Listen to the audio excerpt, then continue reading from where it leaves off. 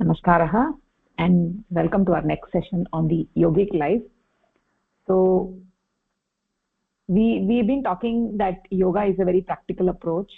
It is in fact a way of life, right? And in that context, you know, uh, what is the proper proportion or ratio that should be between work and other activities is a very important question, right? So the reason that is an important question is that in today's world, most people spend most of their time working to make a living, right? So just going to workplace, traveling takes a lot of time, and then going to the workplace, and the companies expect employees to work for 10 to 12 hours, right? So then coming back home and then doing all the other routine activities in the house, right? So people are not left with adequate time, right? So most people spend their time working to make a living, and a very small amount of time is available for other things, for spiritual growth. So in fact, they get so burnt out from their work that by the time they get off work, all they can do is try to get some quick relief, right? Quick relief, right? So what they do is, whether it is from food or whether it is all the other kinds that people do, like drinking alcohol, smoking cigarettes, or watching movies, other entertainment, whatever that may be, right? Whether it is food or even if it might be something vegetarian, but people try to get relief most of the time when they're not working anymore, right? So they get so stressed out at work that when they come, they want some quick relief, like instantaneous relief, instantaneous entertainment, instantaneous happiness. So they then they just fully involve themselves in food, fully involve themselves in going out to clubs and drinking, and alcohol, and then smoking, and then or maybe going to movies, whatever it may be. So what is your way, what is the yogic life, what is the way of life? Yoga is a way of life, right? So as part of the process of this yogic life, what we are trying to do is to reverse that, right? To make the main emphasis on the actual way of life, because the purpose of making money is so that somebody can live, right? So if somebody is spending so much of energy trying to make money, then they don't even get an opportunity to live their life. Then so what is the point, right? So what happens is that unfortunately a lot of people are put in that circumstance where they have no option these days, but the goal is other than that. So when somebody goes to work continuously, people go 6 days a week, sometimes they go even 7 days a week, they go the entire week, they go to work, right? For whatever reason, they have to catch up, whatnot. And also they spend 10 to 12 hours, 13 hours, 14 hours at workplace. So then what remains for them is not much, and they, even that whatever remaining time, they use the time with actual emphasis on getting quick relief, right, from food or going to restaurants or drinking or whatever that may be, right? So what we are actually talking about here is the conversion of a human being living an animal life to a human being leading a human life, right? So first we need to become aware. We need to become aware that this is happening in our lives. We need to become aware that we are spending so many hours at workplace. We don't have time, because the goal of, what is the goal of life? So first of all, one should become aware of what the goal of life is. What is the manava dharma that we need to become aware of, right? So when we become aware of that, and when we really understand that this is the goal of life, then we will make efforts to do some conversion, right? Until that we will not become, we will, because everybody else is doing that, we will also continue doing that, right? So that is the conversion, the yogic, that is the process of yogic life, where you're converting from being an animal, a human being in animal form, to a human being leading a human life, right? So if somebody is just surviving, they're just doing things like eating, sleeping, ahara, nidra, bhayam, maitunam, and then making some money to make all of this happen. So what most of the people are leading is animal life, right? Going to work, earning money, and then spending on eating, drinking, sleeping, and then making children. That is all they do. Then that will be the animal life. But what we have to understand is that we have this uh, infinite desire. We have infinite desire. We have this manava dharma. We have to make every effort. One second, sorry.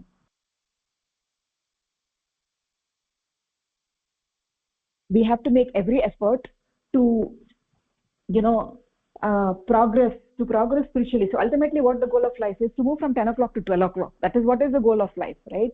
So when we understand that the goal of human life is to attain the infinite, we have an infinite desire. So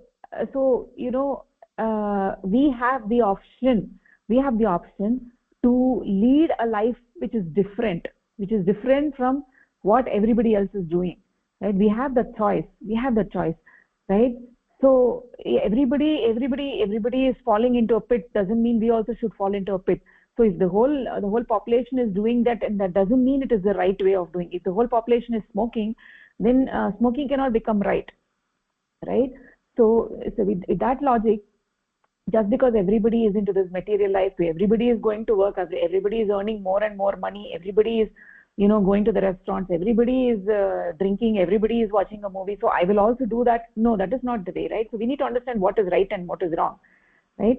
So we having come to know that we have this infinite desire, we having realized that when we've gone to different places, when we went to see a mountain, we knew that we had that spark in us that triggered that infinite desire. So we understand that we have an infinite desire, because if we don't understand we have an infinite desire, there is some kind of inclination that you are here, right? On a Sunday morning you're here, it is because you have realized that you have this infinite desire. So if you have not realized, then you probably will be somewhere else, right?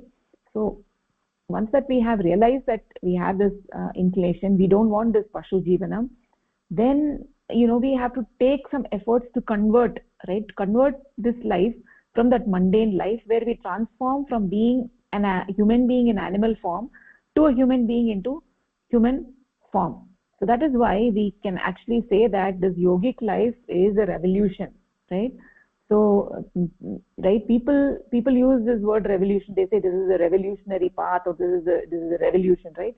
But here it is actually used in the true context, it's used in the proper context, that this yogic life is a revolution, right? It is a revolution because it changes the human being from an animal to a human being, right? What it means to be a human being, it is actually a dramatic shift from bhoga, right? Trying to give relief to the indriyas through satisfaction of the bhogas and worldly pleasures, and that is animal life. That is what animals do. But human beings, we have an infinite desire which cannot be satisfied from any of these things, right? So the process of converting from leading an animal life to a human life is what is the revolution, right? It is a completely a dramatic process. So for whatever we've talked is completely, is a revolutionary. Everything that we've talked about is completely dramatic, very dramatic. It's dramatic change, right? So whatever when we talked about ahara, whatever we said, it's completely a dramatic change, right? So for that reason, that process should be something that starts in childhood, right? It should be when you have a family, then everybody should be involved. It is not something that starts later in life. So just like there is a saying, there is a local saying that if it is a small plant, it's easy to bend the plant, but then when it becomes a tree, you cannot bend it, right? Like that, when the child is very young, we have to sow the proper values, so that it grows into a beautiful tree, right? So for that reason, so even if we learn what we have learned, we have to bring it to the family and make it part of everybody's life, right? So that is what this this this approach, we have this traditional approach called chaturashrama, right? In India, we talk about 4 stages of life, right? So brahmacharya, uh, what are the four things?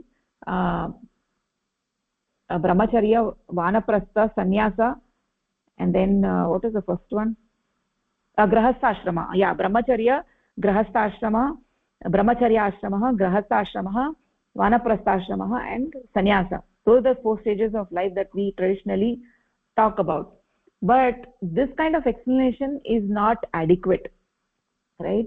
So it is not that we have to start spirituality in vanaprastha ashrama or in the sannyasa, the last stages of life, right? So just like we cannot bend a tree when it becomes older, right? Just like we can bend a tree when it is small, and we cannot bend a tree when it is like, when it is actually grown up fully. Same thing, when we reach 60 years or 70 years or 50 years or whatever that is, there is no way it's not possible to easily inculcate these values, right? It's not possible to easily inculcate these values. So these values have to be inculcated very very early in life, right? So when we start talking about the student life, then grahastha-ashrama, and then vanaprastha-ashrama and sannyasa, right? So starting with the student life, then a grahastha, becoming a householder, right, involving in family, and then vanaprastha, and then renunciation. This is actually the classic description, and this is it is inadequate. It's actually misleading, because it gives a sense that spiritual life starts much later in one's life, right? That one engages in sannyasa at that stage of life, and before that one has all kinds of worldly obligations, right? Whereas a yogic approach, we say that is regarding age, it may be appropriate to say that there are four stages of human life. There are four stages. In the first stage, the primary duty of the human being is to receive knowledge and to do dharma sadhana. That is the first stage. In the second stage, one has to fulfill, in the grahastha-ashrama, one has to fulfill the worldly duties and perform dharma sadhana. And in the third stage, one must see to the remaining family responsibilities and perform dharma sadhana. And finally, in the fourth stage, when the human body actually becomes incapable of performing worldly duties, one must do dharma sadhana alone, right? So in this way, there are no barriers of age so far as the requirements of sadhana and becoming a sadhaka are concerned. So essentially what we are trying to say is that this dharma sadhana, this going from 10 o'clock to 12 o'clock, that the spiritual advancement, that should happen at every stage of life, not only when you are 60 years old or 70 years old or 50 years old. No, it is not like that. So this sadhana aspect should be there from very young in life. So it's very important that the children also should be brought into this. They should also be educated. So this is actually a major shift that the centerpiece of yogic life is sadhana. All other things that we do with regard to the asanas and ahara, upavasa, exercise, and so many things, those are all the sadhana angas, and these actually support the sadhana which is done for the entire life. Sadhana is a lifetime. It needs to be done the entire life. It is not something you just do only when you enter the sannyasa or when you enter the vanaprastha ashrama. It is not like that. So somebody who is 5 years old, they are also a student. They are also fit to learn sadhana. They can also do dharma sadhana. Somebody who is 15 years old, they are also a student. They can also do dharma sadhana. So if you're a university student, you're doing PhD, you can also do dharma sadhana. If you're a grahastha, you can also do dharma sadhana.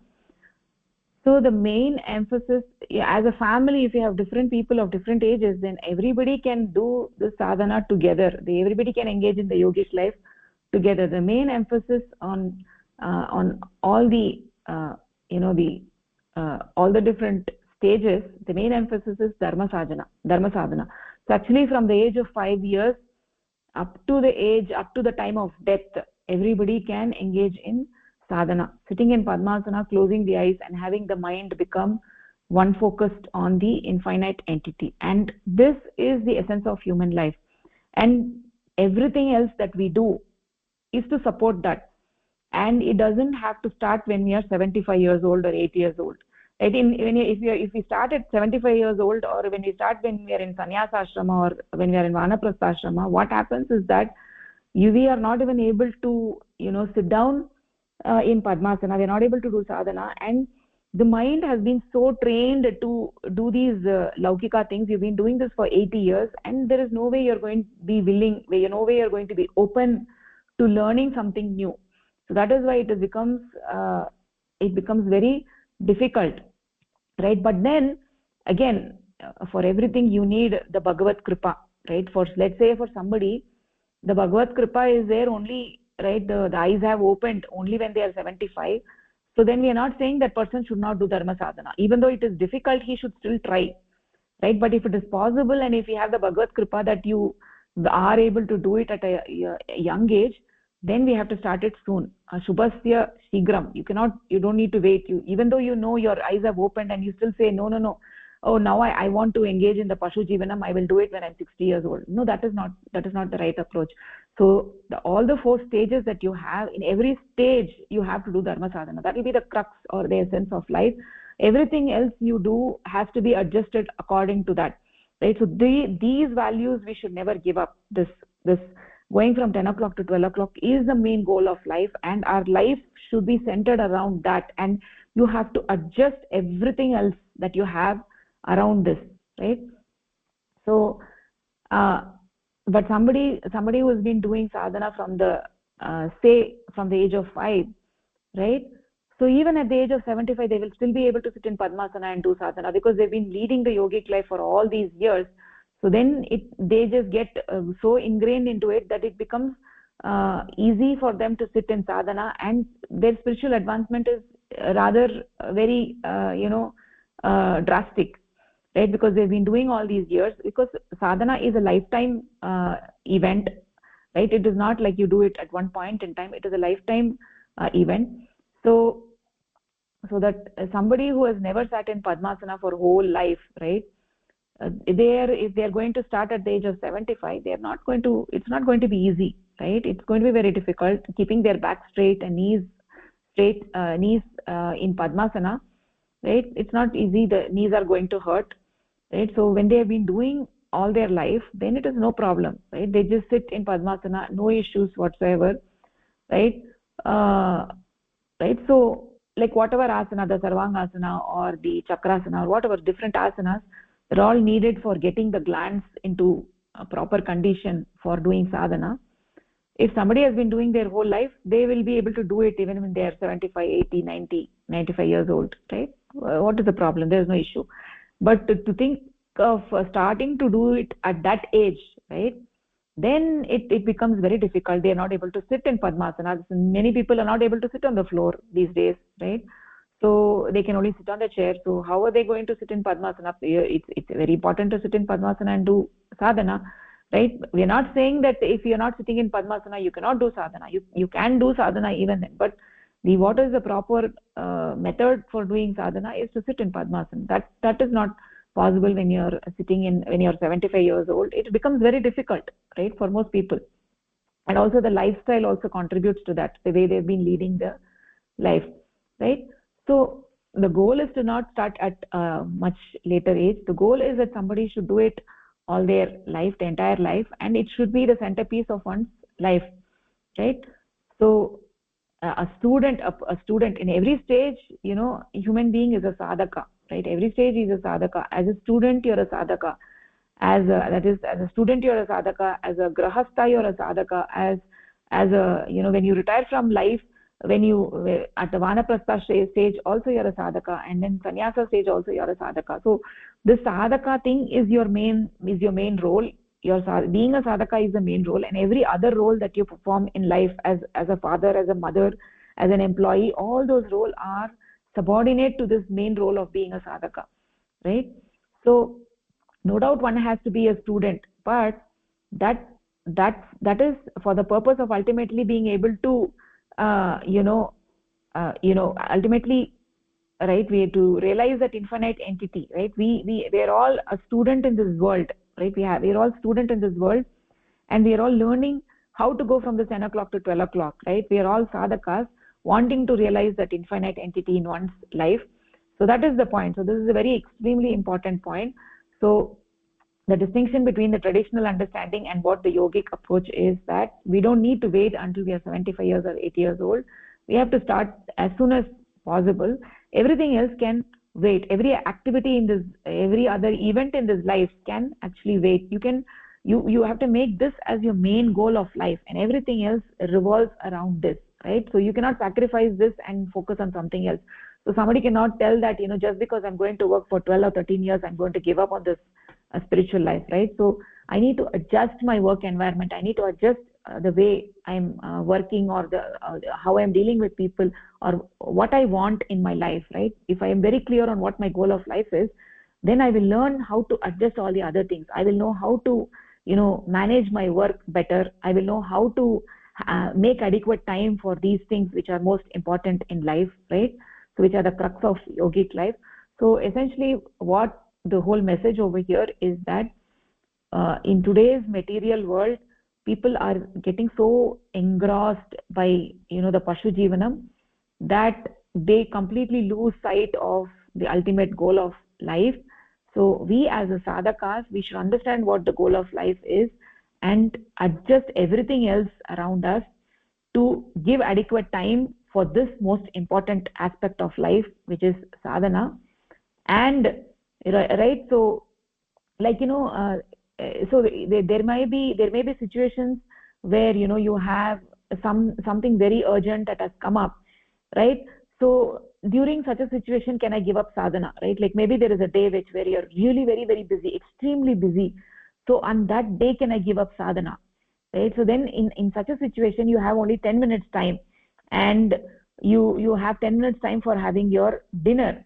So what do you do in such a situation? Do you eat, or do you do sadhana? So the thing is that you have to do sadhana. Eating is later, right? The first thing, if you have only 10 minutes of time, you have to do sadhana. That is most important. You cannot give up sadhana. You have to do sadhana. If you have 20 minutes of time, then maybe you do 10 minutes of sadhana and do 10 minutes for your lunch or dinner, whatever, right? So essentially what this is the most important thing, and people should give proper importance to it, understand the importance of it, because it helps you to move from 10 o'clock to 12 o'clock, that spiritual progress. And that is what we are all yearning for, and that is what this Srishti has been created. Paramapurusha created this Srishti exactly for that reason, so that we can move from 10 o'clock to 12 o'clock. That is the reason this Srishti has been created. So all the sadhana angas that we have been talking about, those are very very important, and we keep touching on those things, so that to remind everybody that it is important to have sattvic ahara, not to give up on sattvic ahara. We have to make every effort to incorporate sattvic ahara into our diet, right? We talked about all of those things in great detail in the past. And also have adequate time for doing sadhana every day, right? Twice a day sadhana. Have adequate time for doing asanas twice a day. So these are all very important. These actually create a sattvic environment for the body, and it creates a sattvic environment for the mind, right? So when there is a sattvic environment for the mind, it is easy for the mind to progress spiritually, right? If you're still engaged in pashu jivanam and you're not doing any of these aspects, then this inclination for spirituality also will not be there. It will just keep deteriorating, because you're so involved in the pashu jivanam that this inclination for spirituality will come down. As your tamoguna and rajoguna keeps increasing, this inclination for spirituality decreases, right? So that is why it is important to increase the sattva guna, create a sattvic environment, right? That is very very important, so that the mind can thrive, and it creates a proper environment for spiritual progress, right? So that is what I wanted to touch upon today, this distinction between the traditional understanding of 4 stages of life and the yogic approach. That is very important to understand. So in every stage, it doesn't mean that you can focus on the material world and push this spiritual the desire for spirituality to the end of life. No, it is not like that. Spirituality, it works in every stage. You give importance to spirituality. Every stage the sadhana is required, and we move across every stage having the spirituality as the basis, as the essence, right? So that is what is the key difference that we need to understand. So now we can actually go to our pravachan that we have been talking about. So what is my relationship with this universe and the cosmic entity, right? So we have been talking about the Paramapurusha and the Vishwa and the human being, right? What is the relationship between the three, right? This is what we've been going through together. And what is it that connects them all together, right? That human beings are unique in that they are the doers of their actions, right? Whereas the other beings are not the doers of their actions. They not only do what they do, but they cannot be blamed or praised for what they do, because they're doing according to the design of Prakriti, they're doing according to the design of the Sahaja Vritti. But in the case of human beings, we have a Swatantra Ichcha, right? So we think and we do things. So we are the doers of our actions, right? Nobody can be responsible for that. Only we are ultimately responsible. And indeed, the ultimate responsible party for all of the actions is this I feeling, which inspires the Aham Tattva to work. It is the Mahat Tattva. So I just wanted to clarify one thing over here.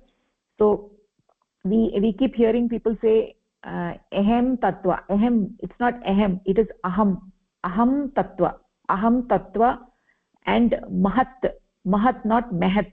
Mahat Tattva. Aham Tattva and Mahat Tattva. We don't use Buddhi Tattva, even though the Karapatras, some places Buddhi Tattva is there, that needs to be replaced with Mahat Tattva. Mahat, not Mahat, Mehat, no, and not Ahem. It is Aham. Aham. Okay, so that I wanted to clarify. So what I was actually saying is that the human beings are the doers of their actions, and ultimately the responsible party for the action is that Mahat Tattva, which inspires the Aham Tattva to work. And so that this I feeling, being the Aham Tattva, is the entity which inspires the doer I or the Aham Tattva to do what it does. And we talked about how this process is like a rubber ball. It is like a rubber ball, right? I think we're going to talk about that in the following paragraphs. So this whole process is like a rubber ball. When the doer of the action depresses the rubber ball with their fingers, then the rubber ball pushes back to the original form, right? So if you try to push the rubber ball and leave it, then it comes back to the original form. So that is the action and reaction process. These actions have reactions. Every action has a reaction which don't occur right away, right? And those reactions which have not yet occurred are called as reactions in potential form. They are otherwise known as samskaras, right? Samskaras. So, right. So here in yoga, samskaras means it is the reactions which are in the potential form. They have still not manifested. They are in the potential form. They may get manifested in this life or in the next life or in any life, right? So they are your baggage, right? And that must be understood properly. The word samskara means potential reactions. Abhukta pratikriya. Abhukta pratikriya is samskara. Potential reactions to previously performed actions, right? Knowingly done actions. Those reactions have to express during this life, right? So I'm saying during this life, but if they don't occur during this life, then it will definitely occur, right? So it will definitely occur in the next life or later on, right? So it is like every action we perform, there is a reaction, and that reaction, nobody can escape from that reaction. Everybody has to bear the consequences of those reactions. Those reactions, whether they are good or bad, all have to express, right? So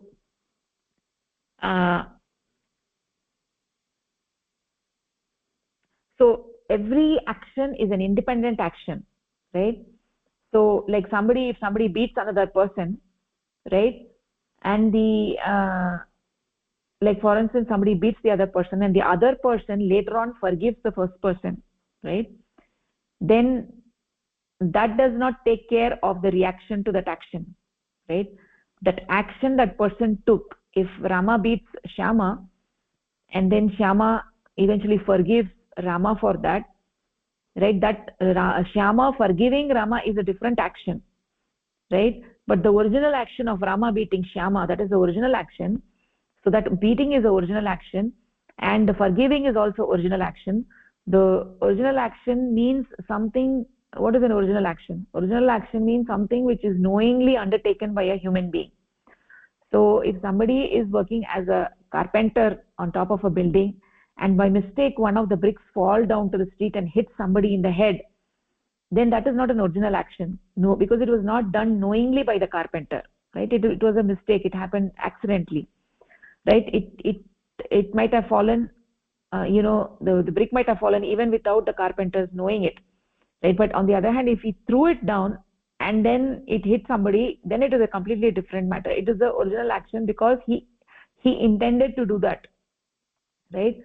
So if he did it by mistake, right, then it is not an original action. So if Rama beats Shyama intentionally, then Rama did an original action, and if Shyama later forgives him, that forgiveness is also separate original action, right? So the pain that was caused by Rama beating Shyama, right? Rama has to experience that, right? And having been forgiven, a human being does not have the power to negate or cause the acquittal or the acquittal of the reaction, right? So if we do an action, we have to experience that reaction. Nobody can stop it, right? The experience of forgiveness is a separate action. Then so yeah, so that is what it is. Forgiveness is a reaction, in my opinion. Sorry, I can't hear you. Forgiveness is a reaction, in my opinion. Forgiveness is a reaction of Shyama. It is not a reaction. Shyama is a different person. Rama is a different person. So Rama, he did a bad action and he has to bear the consequence of that action. Some background noise, Bagni. Can you mute yourself? Sorry? Yeah, so Rama is an individual, he is an individual and Shyama is an individual. So whatever actions Rama does, he has to bear the consequences of that. Whatever actions that Shyama does, he has to bear the consequences of that. So Shyama forgiving Rama doesn't relieve Rama of the action that he did, right? Shyama may forgive him. That is a different action. That is a different action that he performed. And for that action, he may get some reaction later on, right? For forgiving, because forgiving is a good deed, right? It is a good deed. For that, he might get a good reaction, right? He might get a punya karma. But Rama did a bad action and he will get a reaction for that, right? So each person is an individual independent of the actions of the other person. So if I'm getting the reaction of some other person, right, then this concept doesn't work, right? This karma pala concept works only when each person is an independent person who is doing an independent action, and whatever action he does, he gets a reaction for that and he has to bear the consequences of that, right? That becomes the karana for the next janma, right? This karma pala becomes the karana for the next janma, right? Whatever karma pala you have, so somebody else don't have the right to reduce your karma pala or increase your karma pala, right? Whatever action they do, they get the karma pala for that. Okay.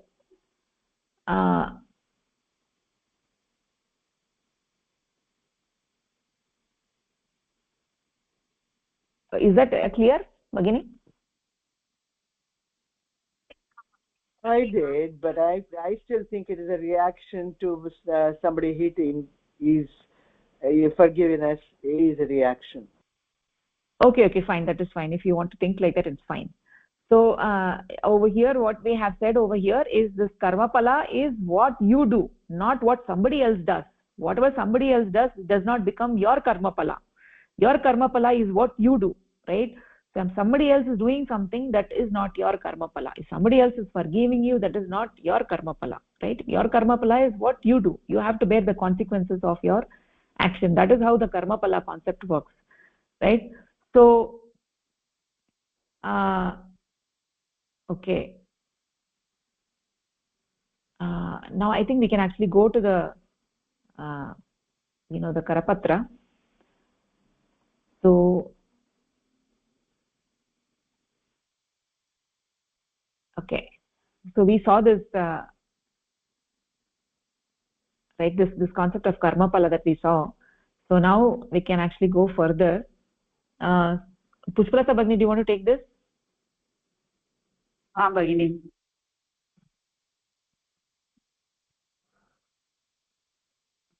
Will you be showing it, or shall I take the PDF from my desktop? Sorry, I have not shared it. I'll share it. 1 second.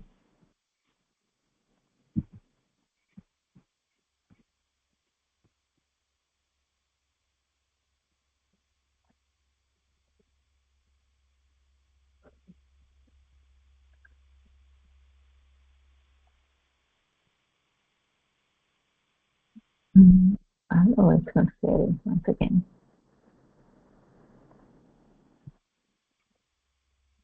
Okay, there it is.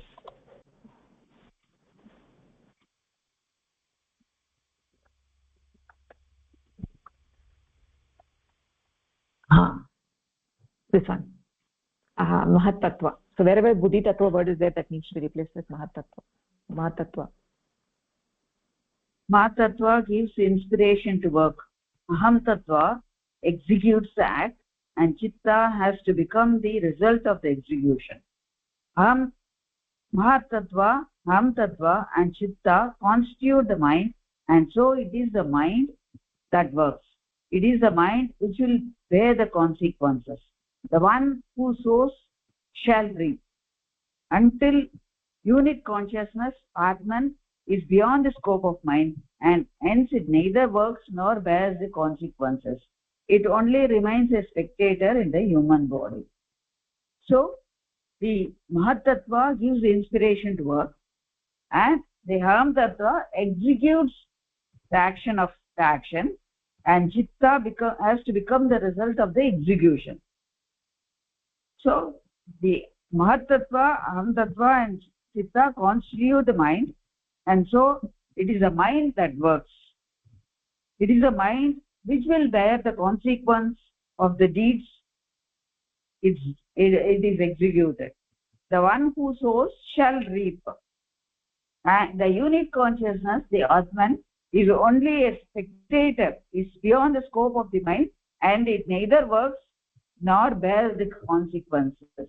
It remains as a spectator in the human body. The paragraph says that this 3 factors constitute the mind, and the mind is only the working execution, and it gets back the reaction of what it does, whereas the unit consciousness is only a spectator, and it has no consequence. It has not to bear the consequences. Yes, that is yes, that is nicely said. That is the idea. This is the summary. So we know that the mind is composite of the Mahat Tattvam, Aham Tattvam and Chitta, right? These 3 together, we get this I feeling, right? And then the doer I and the done I, these constitute the mind, which is the aware mind. That is and a mind which is aware, in contrast to the mind of a plant or an animal, right?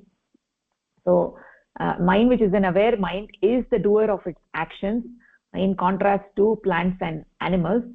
As a doer of the actions, then it is a law of physics that every action has an equal and opposite reaction. So because the mind is the doer of these actions, then it will experience the reaction. It will experience the reaction to these actions, right? Whereas the Jivatma or the unit consciousness is beyond the mind. It is not within the qualification of Prakriti, right? That Jivatma gets qualified by Sattva-guna, Rajoguna and Tamoguna to create the 3 parts of the mind. And so that Atma is not qualified by Prakriti. It is simply a Sakshi Satta. It is simply a witnessing entity. It is the Jnatra Satta, Sakshi Satta, right? It is a witnessing entity. It neither does any work nor it bears any consequences.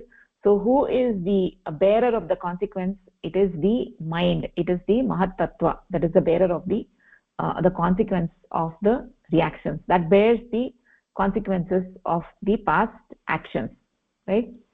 So that is what we have said over here. I'll go to the next paragraph. Actually, Shubham Bhagni, do you want to take it? Yes, Bhagini. Consciousness, Purusha, or its qualifying principle Prakriti are independent of the influence of each other in the non-qualified supreme entity Nirguna, where consciousness holds the supreme rank, while in the qualified supreme entity Sagun Brahma, consciousness Purusha is under the bondage of Prakriti, which results in the creation of the universe according to the designs of Prakriti. Bhagini, should I also read this next paragraph? Yes, yeah. Okay. The process or reaction which restores mind to its original form, the definitely being due to the action of mind. No, deformity being. Okay, sorry. Deformity being due to the action of mind is experienced as karam-phala, results of action.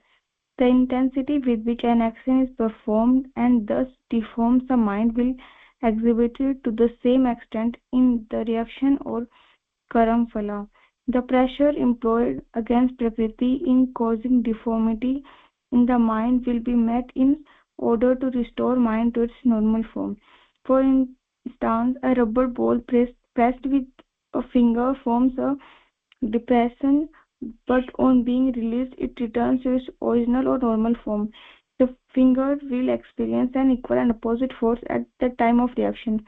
Here, the rubber ball is comparable to mind, and the finger to the human being's eye, entity that makes the mind work and thereby creates depressions in it.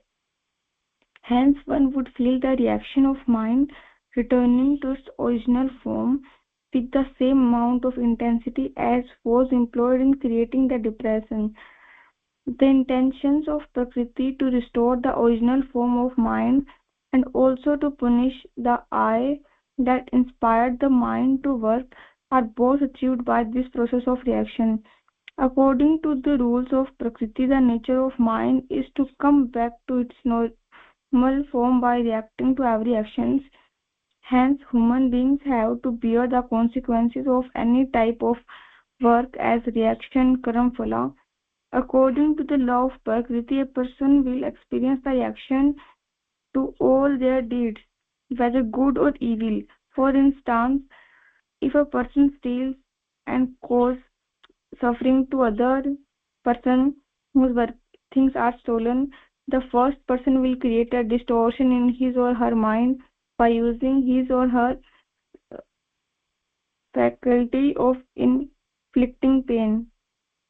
The mind will react to remove this distortion, and the person inflicting pain will experience an equal amount of pain in mental measure as a result of this reaction.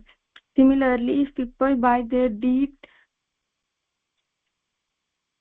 give happiness to others, they will, as a result of the mind's reaction attempting to come back to its normal form, experience an equal amount of happiness. This is because according to the laws of Prakriti, one will experience an equal and opposite reaction in the process of mind regaining its normal form. Thus, Prakriti makes a human being bear the consequences, karam phala, of all his or her action with the help of the instrument of mind created by Prakriti, and whatever a human being does, good or evil, they will have to experience a similar reaction, karam phala.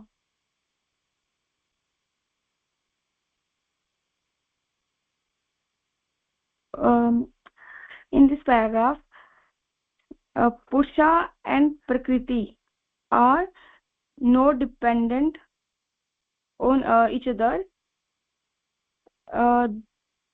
Purusha holds the supreme rank, and that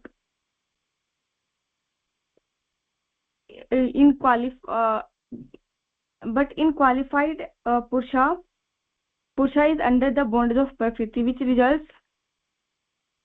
the creation of universe according to the designs of Prakriti. Basically, here it is saying that when Purusha is under the influence of Prakriti, then Prakriti is at supreme and it creates in universe. And but when Purusha is not qualified, then Purusha is on the supreme side. No, let me clarify. Purusha is always the supreme, right? Purusha, whether it is the nirguna or the saguna, Purusha is the supreme entity, right? So that is why we say Shakti sa Shivasya Shakti. Shakti is Shiva's Shakti. She is subordinate to Shiva, right? So Prakriti is always subordinate to Purusha. But Purusha is always supreme, right? But in the Nirguna Avastha, Prakriti, Purusha is supreme even in the Nirguna Avastha. Prakriti is not able to influence the Purusha in the Nirguna Avastha. In the Saguna Avastha, Purusha gives the permission to Prakriti to influence him. Therefore, Prakriti influences him. So that does not make Prakriti supreme. So Purusha is always supreme. But when Purusha comes under the bondage of Prakriti, then Bhagini? Even when he comes under the bondage of Prakriti, he comes according to his own wish. So that does not make the Purusha less supreme, right? It is in terms of that Prakriti becomes the more dominating, that's all. Because Purusha is given permission, so Prakriti becomes dominating, and he allows the Prakriti to work on him. That is all it is. Okay, so okay. Yeah, so always the Purusha is the supreme entity. It's clear, Bhagini? Yes, Bhagini. Okay, go ahead.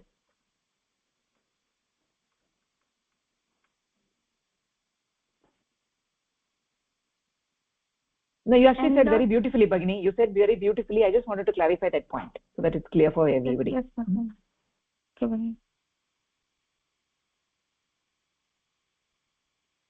And okay.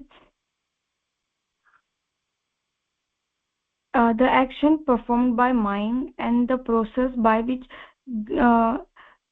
that mind restores to its original form is called karamaphala. That results of our action. And the intensity with which we perform action, and so the mind will also exhibit the same extent or same karamaphala. Every action has a reaction, that type. And the pressure that Prakriti employ against in causing deformity to mind will be met in order to restore mind to its normal form.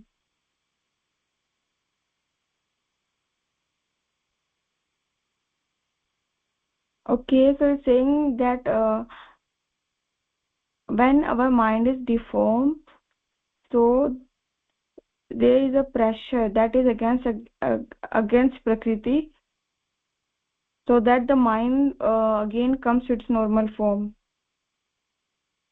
Like when we press a rubber ball with fingers, and after releasing it comes to its original form, then the finger will experience a backward force when there is reaction. So here that rubber ball is like our mind, and the fingers are like I entity that are pressing the mind and creates depression in it. So when the mind will return to its original form, the same amount of intensity will feel by the fingers. And here the intention of Prakriti is to restore the original form, and also to give reactions to I that inspired mind to work. And the both things, that mind restored and the finger reactions will be done by as a karamaphala. According to Prakriti's rule, mind's nature is to come back to its normal form by reacting to every actions. That's why humans have to bear the result and consequences of their work as karamaphala. And according to Prakriti's law, person have to bear all the action, all the reaction, all of their deeds, whether they are good deeds or evil deeds. If a person steals something from a person and cause him or her suffering, so there are distortions in the mind of first person whose things are stolen, and that because of his pain, and since his mind will react to remove the distortion and the pain, that the Bhagini, here I have one doubt. Here there are two persons, one whose things are stolen and other who stole. So both, there are deformation in both mind, na? Like, so whose mind will come to restore? No, the person whose things are stolen, he didn't do anything. He didn't do any action. Did he do any original action? But Bhagini, there is pain na in his mind also. Maybe because of that pain. Yeah, the pain is there, but that is not an action, right? That pain that he got may be because of the karma pala that he did previously. Because of some previous karma pala, he is getting the pain now, and that pain is that his things are lost. The other person who is doing the actual action of stealing, right, he will get the karma pala later on. Okay.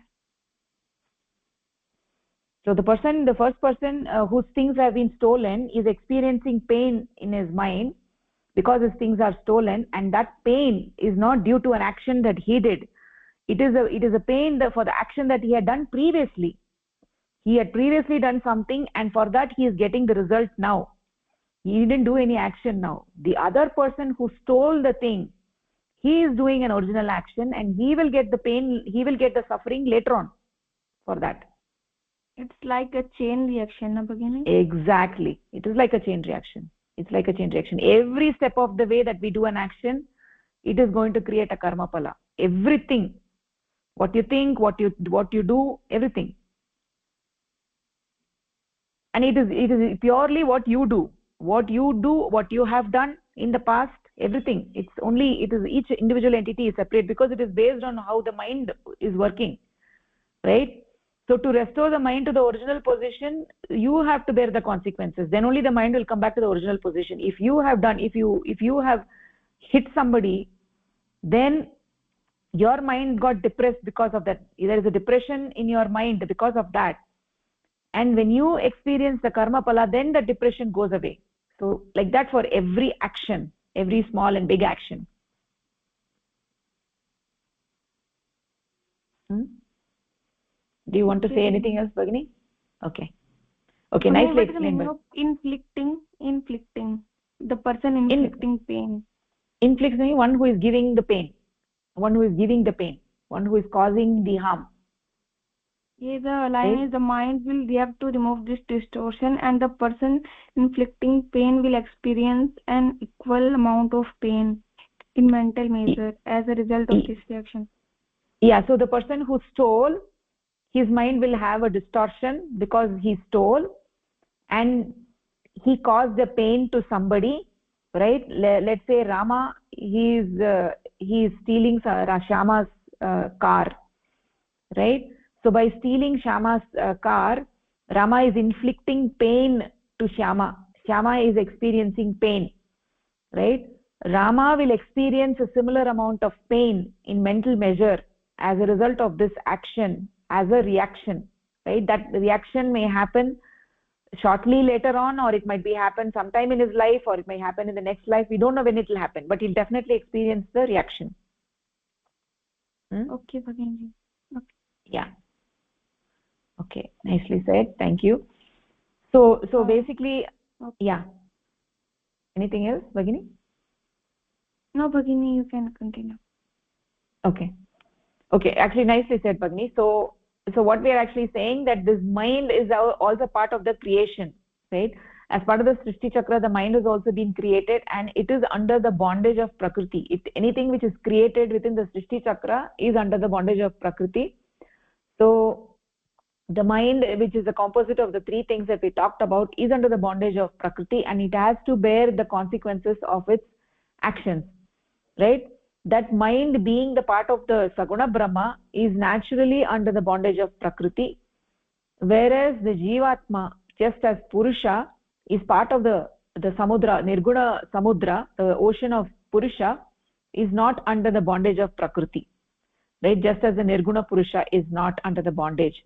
So that is why this Jivatma, just as the Nirguna Purusha, is the witness of everything that is going on, but it itself does not participate or does not create this Srishti, nor is it affected by it in any way. So this Jivatma is just watching everything. That's all it is doing, right? Just like the Nirguna Purusha, the Jivatma is also not bound by Prakriti, is unbound by Prakriti. It's not under bondage, and it is not, therefore, not the doer of the actions nor the experience of the actions.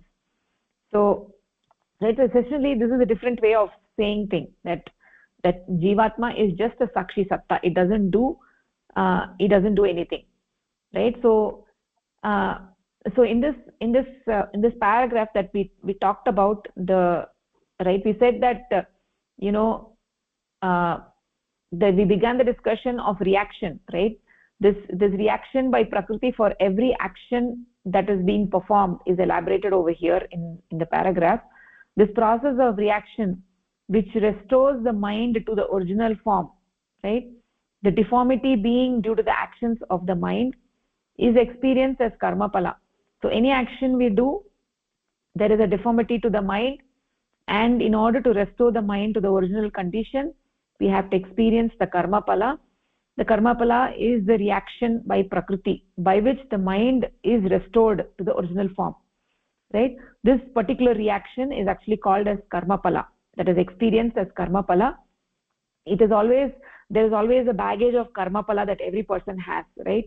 This baggage of karma pala may be from actions from this life, maybe from actions from the past lives, but there is a baggage of karma pala from which we keep experiencing the karma pala, right? We keep experiencing the karma pala. As we experience the karma pala, the baggage reduces, and then again it is supplemented by new karma palas that we have created from the actions that we do today, right? So in this way, that this baggage of karma pala is always there, and so the intensity with which we do an action, we get an reaction which is equal in intensity, right? So to the extent the mind has been deformed, to that extent in equal measure the reaction also will happen. So the intensity with which an action is performed and thus deforms the mind will be exhibited to the same extent in the reaction or karma pala. So the karma pala is equivalent to the original action in terms of the quantity, or however we want to call it, right?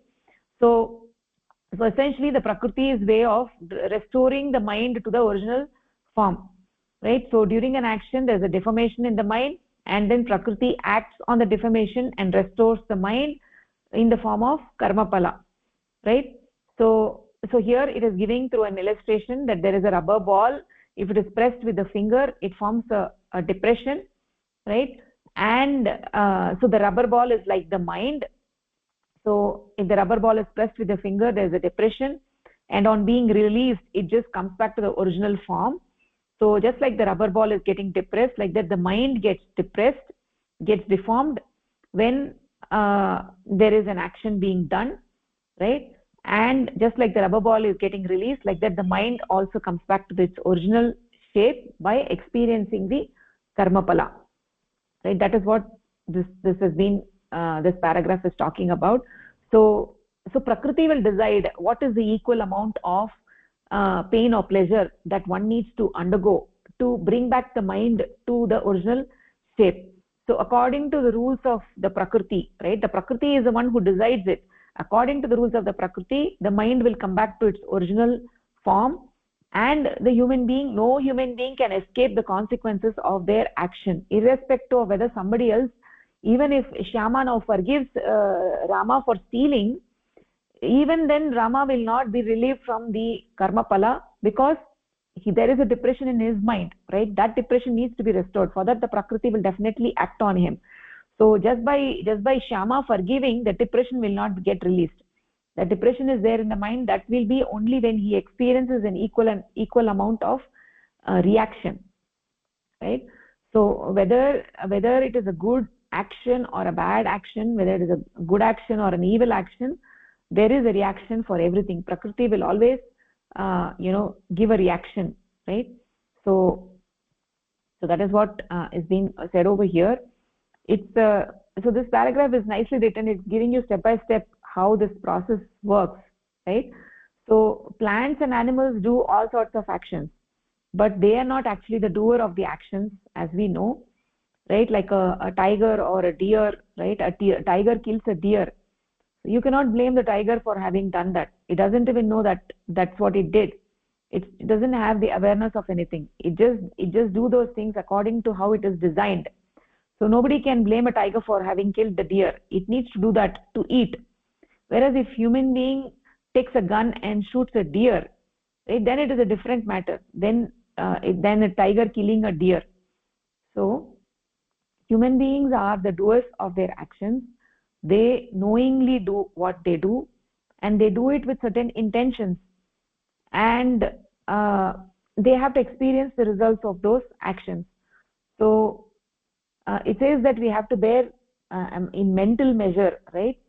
So in mental measure, so the mind will remove the distortion, and the person inflicting the pain will experience an equal amount of pain in mental measure. So what this means is that, let's say one person does harm to another person, that person who did the harm is going to experience the pain that was expressed, that was inflicted on the other person, and that can be experienced in this very life. It may be experienced in the next life, right? But whenever it is experienced, that experience may not take the shape that looks like anything like the original action, right? What its intention is to cause the same type of pain to the original doer of the action, the original harmer, right? The person who originally caused the harm, like Rama. So that is why it says in mental measure, because it may not look the same. It may be taking a different shape, right? It may be similar, or it may be very different form, right? It's not that because I stole somebody's thing, then later on somebody will steal my thing and I will get the same pain. It's not like that. So there may be some other event by which I'm experiencing the similar kind of pain. That's what it means, right? What that event is, we don't know. Prakriti will decide it. We cannot tell what that event is, whether it is the stealing or whether it is something else. How I will get the reaction, it is not, we cannot decide that. We cannot know that, right? But the experience will be there in the mind. There will be pain in the mind. So this is all happening at the mental level, and that person will have to experience that pain.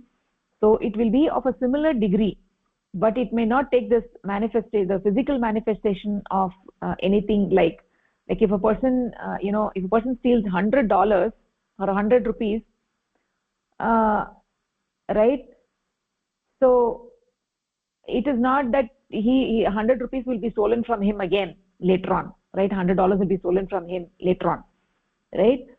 It means that he caused pain to somebody and he'll experience pain in the same mental measure, in the same measure. So that's an important phrase, right? So in the equal degree he will experience the pain. It doesn't have to be the same action again, right? It can be different action also. Okay, so we can actually go to the next paragraph. Pushpalata Bhagini, do you want to take it? Bhagini. No one can ever exist without doing some action or the other. Even when sitting quietly, one is performing an action. The physical body may not be exerting itself, yet the ever active mind is not still. The mind, even without physical action, emerges itself in actions by thinking or imagining. A person may be thinking evil of someone, may even be planning to kill him, or may be thinking of ways and means of helping others in their distress. All this is action and does not need any physical exertion or movement. Even physical action is only a further projection of the mental activity. It was explained earlier that all action is performed by mind and the 10 organs, indriyas, which are only a further extension of chitta that translate mental actions into physical activity. All actions can be classified as physical or mental. Actions performed by the mind with the help of organs, indriyas, are physical, while those performed without the help by mind alone are mental actions. Both these actions will cause distortion in the mind, and as a result of the restoration of the mind to its normal state, they will cause a reaction which will be experienced. Hence, any action which, whether mental or physical, will make the doer experience the reaction or karma phala.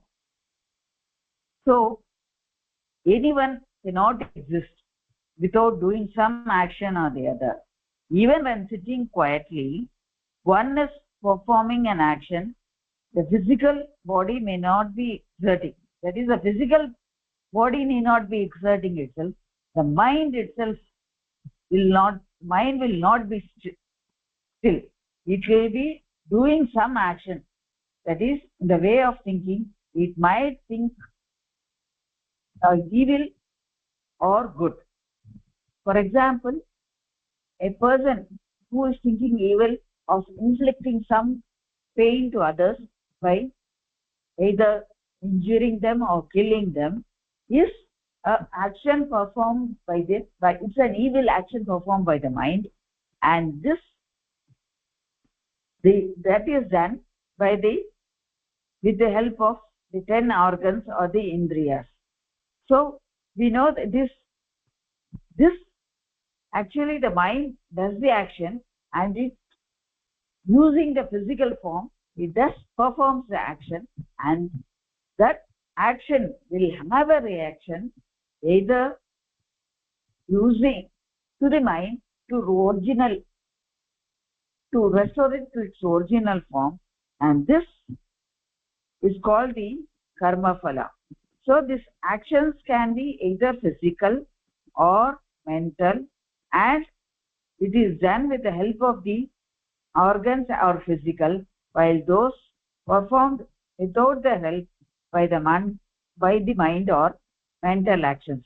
But both these actions will cause distortion to the mind, and as a result of restoration of the mind to its normal state, will experience and reaction, and that reaction is called the karma phala, is explained in this paragraph. Nicely said, Varni. Thank you so much. So this paragraph is actually drawing a distinction between physical actions and mental actions or thoughts, right? So the mind is always thinking, right? So mind is sarvishayaka. There is always a vishaya for the mind. Mind can never be without a vishaya, right? So long as the human being is in this human body, the mind is always going to go on thinking. Its nature is to think. It never stops thinking. But not everything that we think takes physical form, right? So if somebody thinks about stealing something but actually doesn't steal it, right, nobody can actually put that person in jail, right? So that is an important distinction to be made. So let's say somebody thought about robbing a bank, but they actually didn't rob the bank, and let's say another person found out, let's say the bank manager found out that you were actually thinking about robbing the bank, right? Then, but you actually didn't do it, you were only thinking about it. So the other person, the bank manager, cannot put you in jail because you thought about robbing the bank, right? So those actions, if you think of something, those actions are not punishable in that way. But the distinction is being made between thoughts which take physical manifestation and the thoughts which don't, right? Not every thought takes physical manifestation. There are thoughts which don't get physically expressed, right, in the form of an action. So the thoughts which don't take physical manifestation do nonetheless have an important impact on the mind, right? So every thought that we have, whether it results in an action or not, it results in degeneration or elevation of the mind depending on the nature of the thoughts. if the mind is thinking constantly about crude things, right, about material things, then it is bringing a mental degeneration, right, as a result of those thoughts. On the other hand, if the mind is thinking about Parama Purusha, then the mind is going to get elevated. If you're thinking about crude things, the mind is going to get degenerated. The mind will get degenerated. That is a result of their actions or their thoughts, right? That is a result of their thoughts. Because of their thinking, some of the thoughts may be converted into actions. Then they will get the karma phala of those actions. Or if it is only at the thinking level, there is no action, then also they will get the karma phala, because the mind is going to get degenerated. Similarly, if you're thinking about Parama Purusha, then the mind is going to get elevated, and as a result of that, as a result of the mind getting degenerated or elevated, that is going to have a profound impact on the type of actions that a mind performs, right? The human being performs in this world. So whatever actions he performs or whatever he thinks, it has a profound impact on his mind. So, and that will shape what kind of actions he will do in the future. So if a person is constantly thinking about stealing, right, is constantly thinking about stealing, he actually doesn't steal, but then when there is an opportunity for stealing, he might actually steal it because he's been constantly thinking about it, right? So right, so ultimately it will have ultimately, it might have an impact on the physical manifestation according to the nature of the mind, right? According to the nature of the mind, the person will take action. So if the mind is constantly thinking about stealing and is making plans about it, so even if he didn't steal it on Monday and he didn't steal it on Tuesday, he may steal it on Wednesday, and when he steals it, there is going to be reaction to that action, right? So there is a distinction to be made here. So see, when you're thinking, it may not actually result in a karma phala, right, immediately, that because you didn't do an action, but even that also results in karma phala. The thinking also results in karma phala, because if you are having a negative thoughts about somebody, then that is also resulting in a karma phala, right? Those thoughts which take physical manifestation and those thoughts which don't take physical manifestation, they both result in reaction, although they have different nature of reaction. One causes a degeneration of the mind. If it is at the mental level, it causes a degeneration or elevation of the mind, right? And if it is an actual action, then there is a reaction, right? As a consequence of that, the mind's radius from Parama Purusha gets impacted. So when you're thinking bad, right, your mind gets degenerated, that means you're going far away from Parama Purusha. Your radius with Parama Purusha gets increased, right? So those who engaged in positive thoughts of Parama Purusha, their radius, their closeness to Parama Purusha gets increased as their radius decreases, and the nature of their actions will be changed by performing paropakara, right? So if one is always engaged in doing paropakara for others, right, helping others, right, that will also impact the type of actions that person is performing, right? So somebody will not go to a jail because they thought of robbing a bank, but if they thought of robbing a bank or if they thought of harming somebody, that's ultimately going to have an impact on the type of actions they are going to take, as it's going to elevate their mind or degenerate the mind. So thinking also has a very important role. We need to think good things. If we think bad things, right, if we think harm about others, if we think of stealing, or if we think of doing hurting somebody, then that is also going to have a negative karma phala. So the actions, whether it is mental or physical, we need to make sure that they are good actions, right? So that's why it said, hence any action, whether mental or physical, will make the doer experience the reaction. It is an important statement that we need to understand. So just because you think something of somebody and you actually don't do it, but even then it is actually degenerating your mind. So, and also another thing is that this Parama Purusha is watching everything. Some people may think that, I'm thinking in my mind all these things, right? I'm thinking bad about this person, oh, nobody knows it, only I know it. But it's not like that. Paramapurusha, Paramatma is watching you. He knows everything. Nothing is hidden from him. So he is watching you. He knows exactly what you're thinking, what you're doing, right? So it's important that any action, physical or mental, what we think will either elevate us or degenerate us, and they have the reaction. They have to experience the reaction for both of them. So that is what we want to talk about today. We'll conclude the session over here and take it up in the next class. Any questions?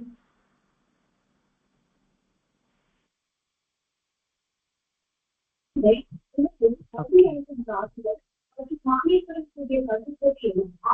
I can't.